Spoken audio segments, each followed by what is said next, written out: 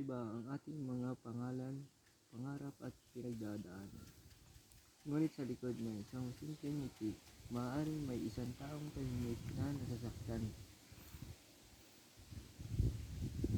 Ba! Saan na yan dito? Ito.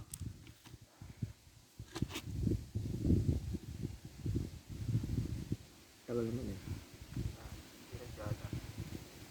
Parang lalim ng boses ko yun.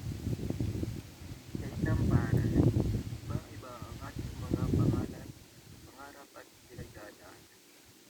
Ngunit sa likod ng isang simpleng ngiti, maaaring may isang taong tahimik na nasasaktan. Hindi, parang iba yung boses ko din. Siguro may sakit ako.